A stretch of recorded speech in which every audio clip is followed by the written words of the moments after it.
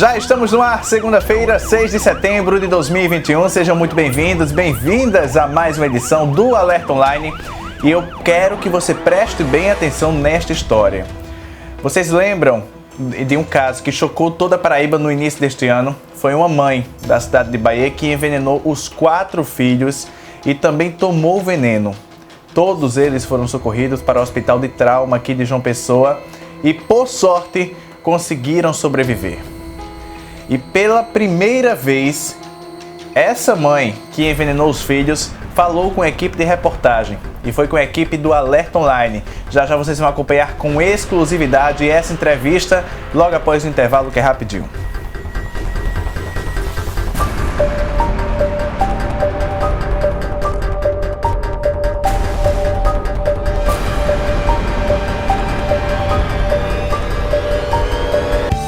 A notícia não tem hora para acontecer.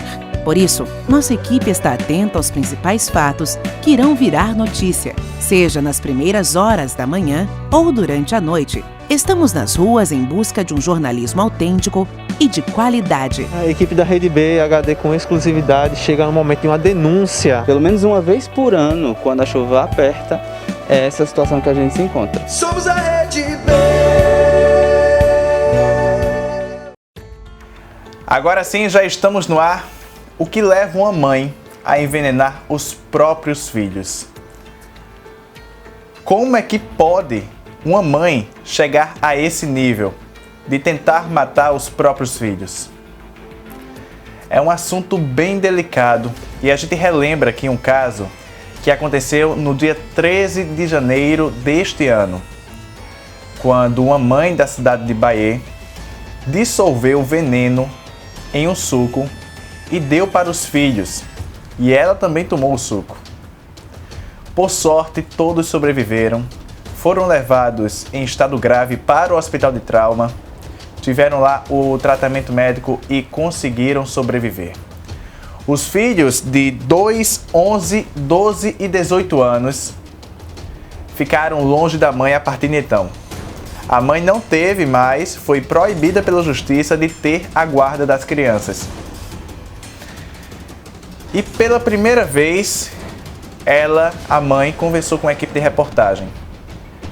Ela aceitou receber a repórter Larissa Maia, do Alerta Online, para ter uma conversa e explicar o que aconteceu naquele dia, o que estava acontecendo, qual o motivo que levou essa mãe a tentar matar os próprios filhos. Você acompanha na reportagem exclusiva da repórter Larissa Maia, em Alerta. Bruno, a gente veio aqui até Bahia mostrar o outro lado dessa história que chocou a Paraíba. Hoje, quem vai conversar com a gente é Valmira, mãe dos 5 filhos que ela envenenou em janeiro deste ano. A gente veio conhecer o depoimento de uma mãe que passava por necessidades e por depressão. Você contou pra mim, a gente conversou antes de gravar, que você tem depressão, você agora tá se cuidando, tudo direitinho, e que essa depressão surgiu após um episódio traumático, né, que foi uma invasão da polícia à sua casa. Como foi que isso tudo aconteceu? Foi em fevereiro de 2018, eu tava dormindo, as policiais chegaram lá em casa, arrombando, botando tudo abaixo. Eu, meu marido, eu grávida de 9 meses já, atrás de um bandido, porque meu apelido é Kelly e a esposa do bandido também se chama Kelly. Aí eu morava na outra rua, aí a polícia veio na minha casa, botou tudo abaixo, aí daí em diante eu fiquei com depressão, mas minha vida era ótima. Eu não dormia, nem meus filhos também não dormiam, nem meu marido também não dormia de noite, a gente passava a noite acordado, dormia de dia, porque ele ficou tudo assombrado em casa. Como é que foi o dia desse ocorrido? Eu me acordei, eu briguei com meu marido por telefone, aí eu desesperada, meu menino pedindo um mingau, eu não tinha para dar, não tinha nada dentro de casa, aí no desespero veio de eu tirar a vida dele e a minha para não estar sofrendo. Na mesma hora eu me arrependi, vim aqui na casa da minha mãe, dizia a minha irmã chorando o que eu tinha feito e lá no hospital mesmo eu disse que eu queria morrer, porque eu estava estava desesperada da vida, sem poder fazer nada. Você que é mãe, Você vê um filho numa situação que um negócio pedir, você não poder dar, ali é o seu chão, acaba com tudo. Me julgaram bastante, mas ninguém não sabe o que eu passei, né? Eu passei por muita coisa, mas ninguém não sabe disso. Ninguém não sabe que a polícia invadiu minha casa, que derrubaram a casa todinha, reviraram tudo lá, quebraram, foi tudo. Ninguém não fez nada, eu botei na justiça, tá na justiça. Daí, os professores sabem do que aconteceu na hora, mas o que eu tava passando, ninguém estava sabendo do que estava acontecendo comigo dentro de casa. E como é que está a sua relação com seus filhos e seu convívio hoje em dia com eles? Eu falo com ele por telefone, porque eu não posso ficar com eles, não. E como é que fica seu coração de mãe, só podendo falar com eles agora por telefone? Fica partido. E veio por foto. Você gostaria de voltar a ter convívio com seus filhos, que a justiça permitisse, mesmo que fosse ver presencialmente, ter mais contato, mesmo que não fosse para voltar a morar com você? Você gostaria? Sim, sim. E com certeza isso te ajudaria também. Bastante. Eu tenho um bebezinho de 3 anos. E tenho um de 12, um de 11, um de 17 e um que fez 19 agora. E meus filhos são a minha vida. Se, que nem você viu passando na televisão ontem, para hoje, que a mãe se jogou na frente da bala para livrar o filho. Eu faria a mesma coisa que essa mãe fez. Porque a gente que é mãe, a gente vai defender os nossos filhos. Mas ali eu estava desesperada, eu não sabia o que fazia. Só veio na minha mente, só passou na minha mente isso, que acabar, não tem jeito pra tu não, acaba com a tua vida e com a dos teus filhos. E você espera voltar a conviver com eles, né? Meus filhos, em nome de Jesus, é o que eu mais quero e peço. Meus filhos de volta. Eu pensaria 10 vezes antes de fazer um negócio desse que eu fiz. Me arrependo bastante, só Deus sabe. O quanto eu peço perdão a Jesus. Eu sei que Jesus já me perdoou. Ele é crente, né, também. Eu sou evangélica, eu sei que Jesus me perdoou. Tanto que ele deixou eu de volta aqui. Meus filhos não aconteceu nada. Mas eu vou ser julgada ainda, né? Tem o julgamento de Deus, eu sei que pelo de Deus, Jesus já me inocentou. Mas tem o julgamento ainda Da justiça dos homens. da justiça dos homens. E eu creio que Jesus está no controle. E que a justiça dos homens também vai pensar em você como mãe que está sofrendo. E muito. Porque meus filhos é tudo que eu tenho. Bruno e os cuidados das crianças ficaram com Cícera, que é a irmã de Valmira, que mora aqui no bairro do São Bento. Cícera, como foi que você recebeu essa notícia? Como é que você está cuidando das crianças até agora? Graças a Deus eu estou cuidando mais ou menos, né? Porque bem a gente não pode dizer, né? Porque o pai ainda dá R$500, que ele também não tem condições de dar. Eu também ganho 200 por mês, graças a Deus. Pronto. Mas para você, como irmã, é doloroso separar a sua irmã dos filhos dela. Com certeza, né? Porque ela ama os filhos. Ela fez isso, foi uma loucura muito grande. Isso aí. Eu falei com ela, ela já se arrependeu, chora demais. Eu digo, mas tem paciência, mulher, que o juiz vai dar. Porque por enquanto está na minha mão, os meninos. Ela não pode chegar perto dos meninos. Mas de vez em quando ela vem aqui na casa de mãe, eu mostro a ela, foto, fala pelo telefone. Até ela ficar boa, né? Porque ela está com esse problema ainda, ela não está boa não. Mas para você é complicado também criar 5 crianças, porque você também cuida da sua mãe, que hoje em dia está impossibilitada, né? É, a camada faz 2 anos e 9 meses que a minha mãe quebrou os 2 fêmur. O dinheiro também não dá para nada, né? Como a senhora viu ela em cima de uma cama. É uma luta muito grande. E você mais que ninguém conhece o amor dela pelos filhos. Demais. E ela é uma pessoa crente, sempre foi. Isso foi um negócio do demônio mesmo, isso aí, porque isso não existe não. Aí eu peguei ela num dia, eu disse, mulher, como é que tu faz isso, mulher?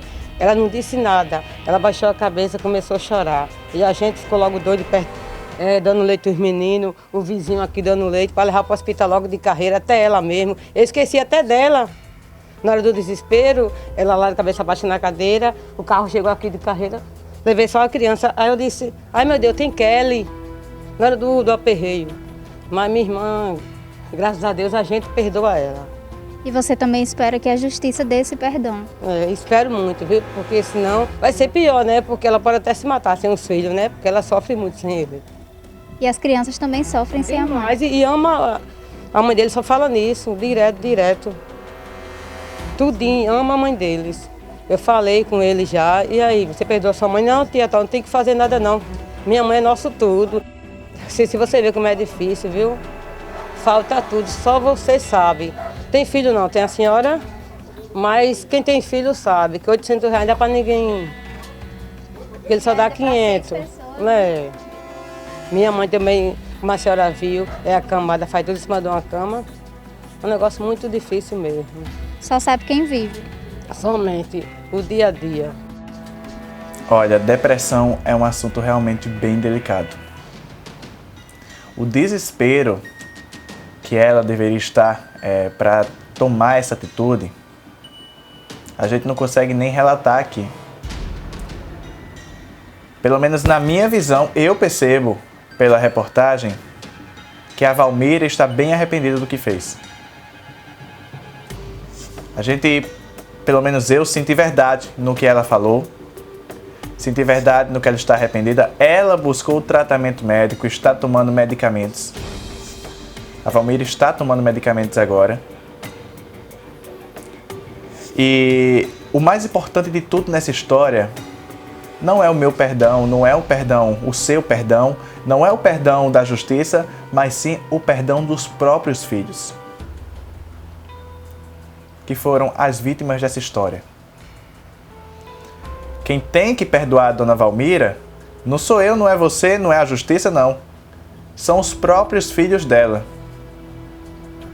E se os filhos estão perdoando, estão dando uma nova chance, como ela falou aí na reportagem, quem somos nós, né, para julgar? Então, espero realmente que a dona Valmira melhore da depressão e que a justiça decida o melhor, analise todo esse caso, analise direitinho toda a história para aí sim poder tomar uma atitude, realmente julgar se a Valmira tem condições de ver as crianças, pelo menos ver as crianças, porque ela está proibida de ver os filhos desde o acontecido no início desse ano. E eu acho que para uma mãe, isso é a pior pena que existe. É bem delicado esse assunto, a gente vai continuar acompanhando esse caso, pedir para o Matheus, nosso produtor, nosso brilhantíssimo produtor, Matheus dos Santos, ficar de olho nesse caso também. A gente vai para o intervalo agora, rapidinho. Daqui a pouco vou trazer mais um caso chocante para você que a família ainda está esperando por respostas. É o caso do taxista Paulo Damião dos Santos, assassinado cruelmente enquanto trabalhava em um supermercado no bairro do Bessa, Jardim Oceania, na verdade, aqui em João Pessoa. Isso aconteceu em 2019 e até agora a família diz que não teve nenhum posicionamento da justiça. Alô, justiça! A gente volta em instantes. Todo dia um novo dia, despertamos com alegria. Somos a Rede B, informando sobre a cidade, clima e todos os destaques, atual e singular. Somos a Rede B, levando a informação a você.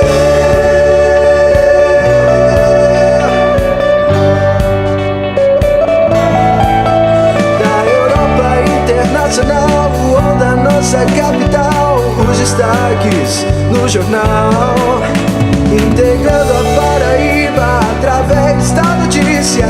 Somos a Rede B, levando a informação a você. Rede B TV, jornalismo autêntico. Alerta Online desta segunda-feira de volta. Eu e a equipe tá tentando entender aqui, estamos tentando entender o que aconteceu neste vídeo que está rodando aí para vocês agora. Uma moto está estacionada em uma vaga de um condomínio da cidade de Londrina, no Paraná. E aí, do nada, a moto começa a andar aos poucos. Ativa até o sensor de luz de estacionamento. Em seguida, a moto cai no chão. Do nada. Isso à noite, depois que o proprietário da moto chegou do trabalho, deixou ela estacionada, e aí acontece isso com a moto. O que será que aconteceu?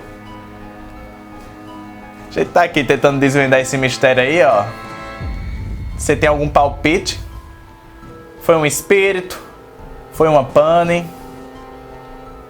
As imagens são impressionantes mesmo, viu? Surpreendem. Fica aí o questionamento. Mas agora vamos falar de um caso revoltante, pessoal, que aconteceu em 15 de fevereiro de 2019. É o caso do taxista Paulo Damião dos Santos, de 42 anos. Ele que foi cruelmente assassinado enquanto trabalhava. Ele estava estacionando o táxi em um supermercado no bairro Jardim Oceania, aqui em João Pessoa. O corretor de imóveis, Gustavo Teixeira Correia, também de 42 anos, estava em um carro de aplicativo. Estava seguindo para sua casa, que fica bem atrás do supermercado. E aí, com a manobra do taxista, do Paulo Damião, estacionando, o veículo que o Gustavo estava parou para esperar, obviamente, em respeito, né, para esperar o taxista estacionar, coisa que acontece rotineiramente no dia a dia. Porém, de acordo com as informações de testemunhas, ele estava embriagado, ele desceu do carro de aplicativo, foi até a janela do taxista, discutiu e simplesmente sacou uma arma e disparou contra o Paulo Damião dos Santos. Disparou diversas vezes. As imagens que você está acompanhando são chocantes, realmente.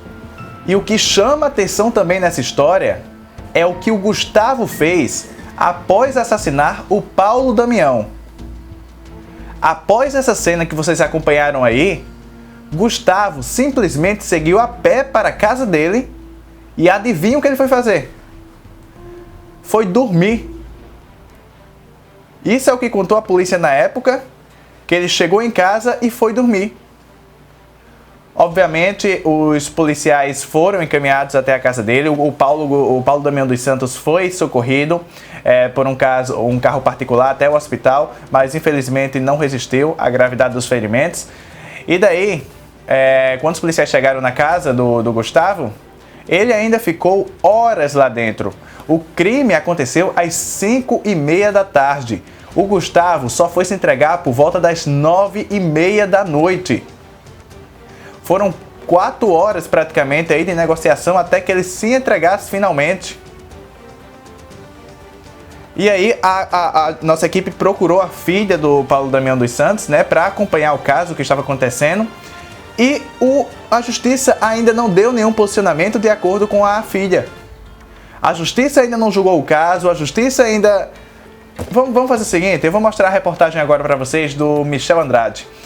Em alerta.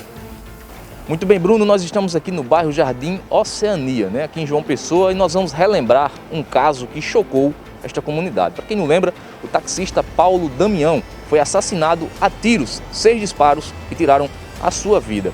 O taxista, ele estava tentando manobrar o seu carro para colocar nesta vaga aqui, que é privativa, exatamente para os taxistas. Quando o Gustavo Teixeira, que é um corretor de imóveis, ele vinha nessa avenida para tentar ir para sua casa.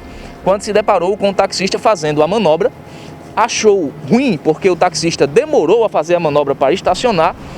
Nesse caso, o Gustavo Teixeira, que é o corretor, desceu do veículo, que era um veículo de transporte aplicativo, e foi até o taxista reclamar. Rolou uma discussão. O Gustavo Teixeira, segundo informações de pessoas, teria ingerido bebida alcoólica, estava totalmente embriagado e não contou história. Puxou de um revólver e atirou 6 vezes contra o taxista, que morreu na hora. Em seguida, o Gustavo fugiu nesta direção aqui que você vai acompanhar nas imagens. Ele mora aqui próximo e foi para casa. Por incrível que pareça, ele foi dormir. Os policiais militares, assim que ficaram sabendo da ocorrência, foram até a casa do Gustavo. Chegando lá, houve uma negociação para que ele pudesse se entregar. A esposa dele, que é advogada, entrou em contato com os policiais, rolou aquela negociação. Até outra advogada também que foi para o local para poder acalmar os ânimos da sua esposa, que estava bem estressada, e para que ele pudesse ser conduzido para a central de polícia. Fim da história, ele se entregou já à noite, né? Este fato aconteceu por volta das 17h30, em uma sexta-feira do ano de 2019, aqui neste local. E já à noite foi que ele se entregou à polícia e foi encaminhado para a central de polícia. Ao chegar na central de polícia, ele passou também por audiência de custódia e foi encaminhado para o 5º Batalhão, porque ele tem um curso superior. E quem tem curso superior não vai para presídios normais, né? Ele foi para o 5º Batalhão. E nós estamos aqui para relembrar essa história. Conversamos com uma das filhas do seu Paulo Damião, que ela vai contar mais detalhes para você. Naquele dia foi um dia normal. Pelo menos era para ser um dia normal, né? Eu fui para a faculdade, meu pai me deixava na faculdade toda vez. Depois ele não só me deixou na faculdade, como ele foi deixar minha mãe também em um local que ela ia resolver algumas coisas para ela. Depois eu fui trabalhar, minha mãe também foi trabalhar. Na época a gente trabalhava no mesmo local. E aí quando acabou o meu expediente, eu sempre saía mais cedo que a minha mãe, ela falou assim, liga pro seu pai para falar por causa que eu estava indo para a igreja no dia. Ela falou assim, avisa pro seu pai que você vai para a igreja. Eu falei assim, não, quando eu chegar lá, eu aviso. Aí, beleza, fui para a igreja. No meio do caminho, uma amiga minha me ligou. Só que ela não viu, ela viu, na verdade, né? Ela viu que eu não sabia ainda, então ela não falou nada. Já tinha acontecido. Quando ela me ligou, eram as 6 horas. Aí eu fui para a igreja, que eu fazia parte do Ministério de Dança. Fui para a igreja, fui ensaiar. Quando eu dei umas 7 horas, eu fui pegar meu celular porque eu lembrei que tinha que avisar ele, porque ele ia me buscar. Quando eu fui avisar ele, eu comecei a receber todas as mensagens. Começou a carregar. E aí foi quando eu entendi que tinha acontecido alguma coisa, só que eu não sabia o que tinha acontecido ainda. E aí foi quando a minha líder lá da igreja, ela me ligou, que ela já sabia. Ela perguntou onde eu estava, eu disse que eu estava na igreja. Ela estava indo para a igreja. E aí ela chegou lá e ela me contou, né, o que aconteceu. Aí eu fiquei muito nervosa, só queria saber onde é que ele estava. Eu não sabia, não tinha entendido, não estava entendendo nada do que estava acontecendo. E aí a gente foi pro trauma. Aí quando chegou lá no trauma, tinha uma prima minha e ela me contou. Aí foi quando desabou, né? Foi quando eu entendi que eu tinha perdido meu mundo, que foi pro chão e pronto. Quando ela me contou, a minha mãe também não sabia. Eu e a minha mãe fomos as últimas a saber o que tinha acontecido. E foi isso, a gente soube ali que tinha acabado, né? Eu fiquei sem entender, porque tava tudo bem. Tipo, eu tinha falado com meu pai, eu tinha tomado café com meu pai, ele me deixou na faculdade, ele ligou para mim para saber se eu já tinha almoçado, ele tinha mandado mensagem para mim para perguntar se eu tava bem, como é que tava sendo o dia e tudo mais. Para mim foi um choque, porque quando era para mim voltar para casa, eu tinha coisas para contar para o meu pai referente a como foi o meu dia e algo relacionado na época eu fazia fisioterapia. E aí eu tinha comprado uns materiais do curso e eu tinha testado com ele. E aí eu tinha coisas para contar para ele relacionadas aos aparelhos. Só que não pude contar porque ele não está aqui, né? O meu pai, ele era uma pessoa educada, respeitosa. Ele falava com todo mundo, seja rico, seja pobre, ele falava, tratava por igual. Meu pai, ele era um pai família, ele cuidava da família dele, como um pai deve cuidar. Ele protegia a família dele, como um pai deve proteger. Ele era meu pai. E não ter ele mais aqui tem sido bem complicado. Eu não sei o que molesta aquele homem pensou que ele estava fazendo. Eu nem sei se ele estava pensando. Hoje eu vivo coisas que eu queria que meu pai estivesse do meu lado, sabe? Eu queria conselhos do meu pai, eu queria um abraço dele. Eu queria ter ele nos momentos que eu precisei ir para o hospital. Porque eu fiquei com alguma coisa, eu tive alguma coisa, só que eu não tive ele, porque tiraram meu pai de mim. Há alguns meses atrás, eu queria. O que eu mais queria era ir até onde ele está preso, sentar de frente com ele e perguntar o porquê. Só que depois de muita terapia, que eu tenho feito terapia, depois de muita terapia eu entendi que mesmo eu perguntando o porquê, não vai trazer o meu pai de volta. E nem vai me dar um norte ou um ponto final nessa história. Eu tenho pena de ele ser uma pessoa sem coração. Eu tenho pena de ele ser uma pessoa ruim. Eu tenho pena da família dele, da filha dele, por não saber o que é um pai de verdade, porque um pai de verdade não tira a vida de ninguém. Todo mundo que comenta sobre quando vem o assunto deseja coisa ruim. Eu não desejo, eu não consigo desejar, porque a gente só oferece aquilo que a gente tem. Então eu desejo para ele, para a família dele, que viva a vida deles. Mas o que eu desejo para ele é que ele permaneça preso e que ele pague pelo que ele fez. Não vai me tirar, não vai trazer o meu pai de volta, mas ele vai continuar preso, que é isso que ele precisa, entendeu? Ele precisa ficar preso. Não vai trazer nada, mas se ele ficar preso, eu vou ter um pouquinho de paz. Nós viemos aqui na casa onde o Gustavo, o corretor, pelo menos na época morava aqui. Nós íamos tentar contato, tentar falar pelo menos com a esposa dele, que é advogada, mas não fomos atendidos.